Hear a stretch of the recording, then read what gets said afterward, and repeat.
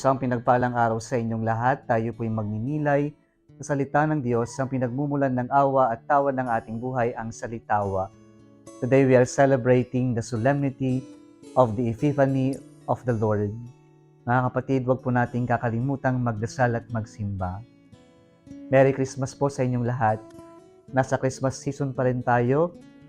At gaya po ng sinabi ko, pinagdiriwang natin ngayon ang dakilang kapistahan ng pagpapakilala ng ating Panginoong Jesucristo.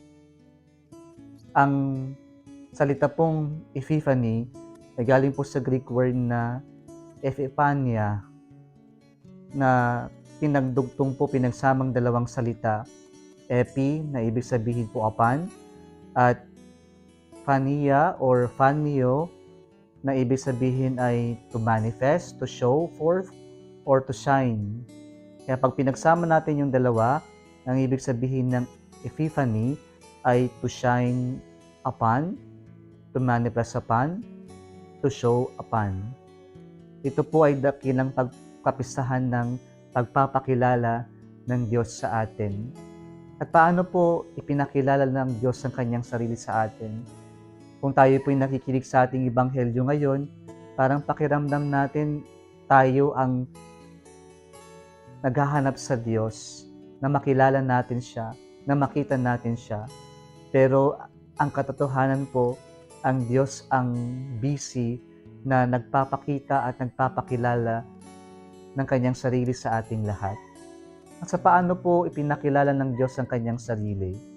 Let us try to understand the solemnity by trying to look at some of the images used in our readings this Sunday. Una po ay yung lights, na sinasabi po sa ating unang pagbasa ngayon sa libro ni Propeta Isaiah at sa ating ebanghelyo ngayon, yung sinundan po ng Magi, yung star na siya pong gumabay sa kanila upang mahanap ang Misaya. Kaya po ang ating unang punto po, ang Diyos pinakilala niya ang kanyang sarili bilang liwanag ng sanlibutan. At ito ay nang dahil sa kasalanan ang siyang nagdulot ng kadiliman. And so, through sin, we are grouping in darkness.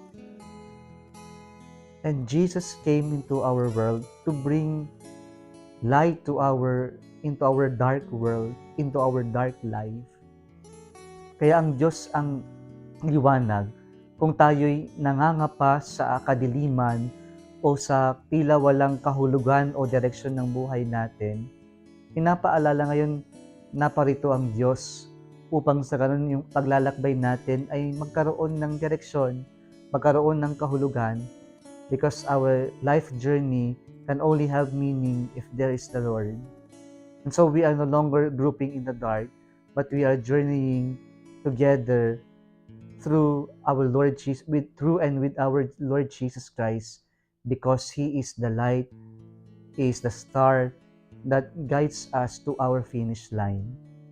Kaya po sana kapag tayo'y tila nawawalan ng pag-asa, nawawalan ng kalakasan ng loob na magpatuloy sa buhay, ang una po nating gawin ay ang lumapit sa Diyos. At sana yung liwanag ng Diyos ang ating sundan upang sa ganon tayo po ay mapunta sa kung saan tayo nais dalhin ng Diyos, sa tamang lugar at sa mabuting lugar.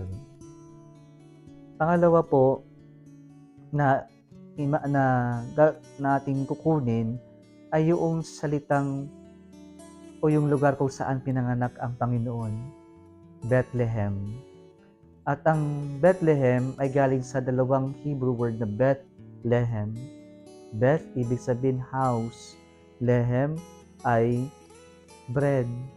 And so, Jesus, by manifesting Himself in Bethlehem, by being born in Bethlehem, is actually manifesting, is revealing Himself that He is that bread. Siya yung tinapay. And so, we come to realize now that Jesus is that bread of life that gives us life everlasting. And so Jesus would tell us, whoever eats this flesh, whoever eats my flesh and drinks my blood will have eternal life. And so, He is the Lamb of God. Kaya pala sa mga Palestinian Muslim, ang Bethlehem sa kanila ay Bethlehem, meaning house of meat. And so, Jesus is that meat, the Lamb of God. And so, every time we celebrate the Eucharist, we are receiving our God who revealed Himself in His body and blood in the sacrifice of the Holy Mass. Kaya po ang pagpapakilala ng Diyos ay siya yung tinapay na nagbibigay ng buhay. And so in all our hungers in life, they can only be satisfied if we receive our Lord. Pakiramdam natin ang buhay natin ay kulang o incomplete kapag wala ang Diyos sa buhay natin. Kaya kanyang ipinakilala ang kanyang sarili bilang tinapay na siya lamang pupuno sa lahat ng ating kagutuman sa buhay. Panghuli po, makita natin po sa iyong imahe na mga Magi kung saan hindi natin alam kung taga sila, pero alam natin they came from the east, pero magkakaiba sila at hinanap nila ang Messiah. At po, ano po yung ginawa nila? Nag-offer sila ng kanilang regalo, frankincense symbolizing royalty. Pangalawa, or frankincense ay ibig sabihin nun ay the priesthood of Jesus. Pangalawa, gold,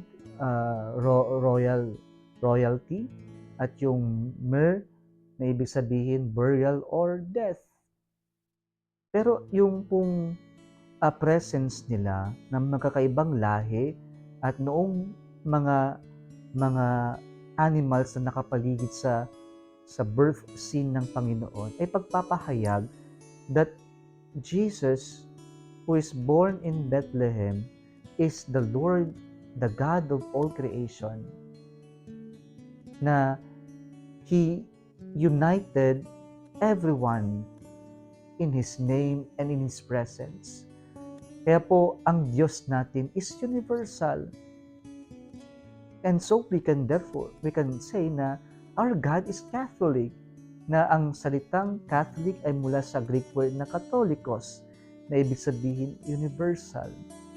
Kaya po ang pagpaparito ng Diyos, ang kanyang pagpapakilala, pagpapakita, ay hindi lamang yung paghahari niya para sa selected few, but yung kanyang paghahari, yung kanyang pagpapakilala ay para sa lahat. Ganito po pinakilala ng Diyos ang kanyang sarili. And paano po yung response natin? Gayahin natin ang Magi. Nung nakita nila, pumasok sila, they saw, they fell down, and prostrated themselves. It is a sign of humility. And hopefully, this is our response. It takes humility for us to acknowledge God's revelation. It takes for us to be humble, to see the many times that the Lord has been revealing Himself to us. Kailangan lang natin magpakumbaba para sa ganun makita natin araw-araw nagpapakilala at nagpapakita ang Diyos sa buhay natin. Sana po ito yung ating maging tugon at ito yung ating maging life lesson sa linggong ito and for the rest of our life. Kung nagustuhan mo ang video na ito, huwag kalimutang mag-like, i-share at mag-subscribe sa Salitawa Facebook page and YouTube channel. Muli isang pinagpalang araw sa inyong lahat.